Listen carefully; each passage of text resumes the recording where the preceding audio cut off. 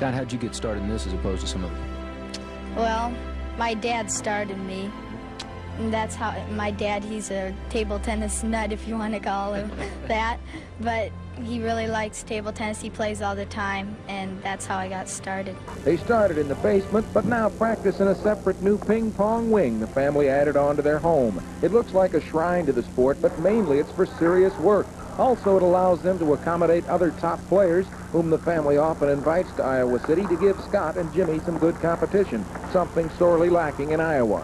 Hello once again, everybody. This is Bud Bladner along with Jack Howard. We're at Caesar's Palace, the National Table Tennis Championships.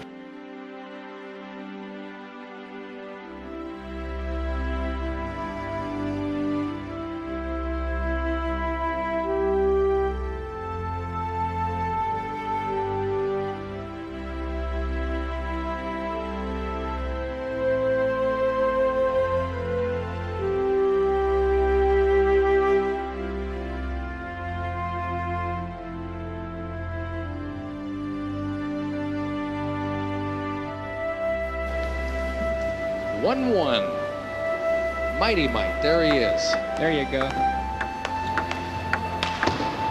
Oh, look out, Paul. It was, to say the least, a dominant victory there by the 9-year-old third grader from Iowa City. Yes, sir. Jim Butler, of course, has the advantage of playing with his older brother, Scott. And his father was saying at one tournament a few months ago that Jim was just getting to the place where he was tall enough to get over the table to open his racket for the topspin strokes. The boys credit much of their winning ways to the coaching of their father, Richard Butler, himself a pretty good table tennis player who has put his paddle aside to shape the talent of his sons. Make sure you stay forward in between the strokes. Don't stand back like this. That makes the ball go long when you open the racket. Stay forward and move your feet back. Come on. There, get back and have your arm forward more. Okay? I'd like to think they probably have average or above average ability, and it was developed it, I would say. It's hard to tell, you know. Maybe we'll never know until it's all over with, you know, until after they've passed their playing prime and you can look back and figure that out. I'm not sure. You'd like to think that maybe they have above average ability, but on the other hand, when we work hard enough at it, they would have to say that certainly we've developed whatever they have to go with, I think. Or partially developed it. I don't know if it's completed or not.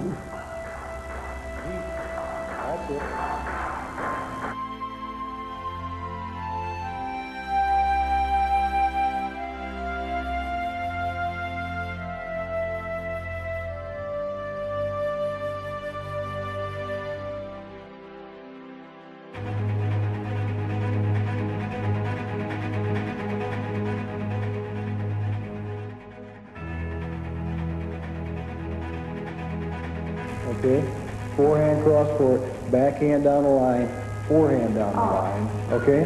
Same pattern. Table tennis is a serious matter to the entire Butler family. Vacations are planned around championship table tennis tournaments.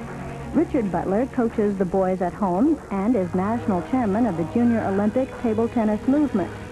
Sue Butler has been known to spend the night before a big international match sewing the letters USA on team jackets. She also serves as liaison for table tennis exchange programs with countries like China. In China, I was with them, and it's very different. I wish we could duplicate here what they have there. They approach table tennis like we do basketball. And the players in school, players off the street, the level is so tremendously high that you can have a pickup match with almost anybody around, and it's a very high level. I think our problem here is one of not having enough competition. You know, I would like to think that in this country we certainly have people who are capable of coaching as well as the Chinese or anyone else. But our basic problem is that, so if you tell them to do all the right shots, the only way you really truly develop in any sport is to have top-flight competition. And that we don't have in table tennis in this country, at least for our boys here in Iowa. And not that we're setting ourselves apart that we're that great, but the idea is that we have to drive 5 to 10 hours in any direction to find someone that can give them a good game other than Hu Shang up in Independence. But other than that one person in Iowa, we know of no one else that we could even play with. You know, and have them play seriously, you know, be able to play with a competitive edge. clear past the fun stage.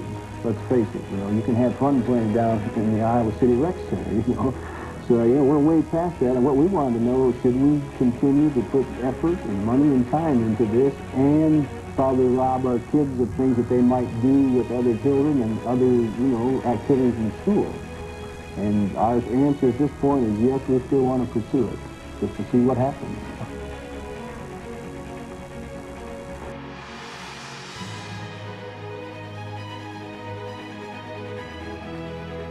So how do you get introduced to this game? Jimmy says his parents had a lot to do with it. I don't remember when he first told me to play, but I remember sometimes he'd put a string on the wall and then tape a ball to it. I just hit it back and forth when I was really young. And then when I was about 5 or 6, he'd start hitting with me on the table. And then at about 6 or 7, it was my first tournament. And then we got more serious, and that's how I got now. That's how I got out here. In past Junior Olympic Nationals, they've ended up in the finals together in the boys' open and had to fight it out with each other in the finals, so they're kind of used to that. But they practice all the time, so they know each other's moves pretty well, too, so it's sometimes interesting to see what happens. How far will the Butler brothers go? Experts see an almost limitless potential for them.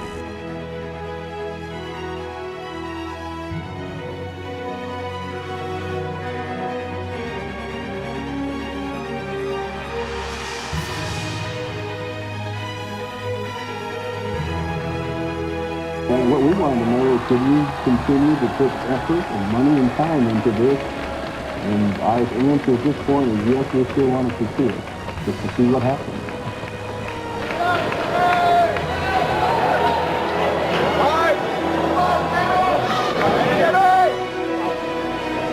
It's match point to the USA.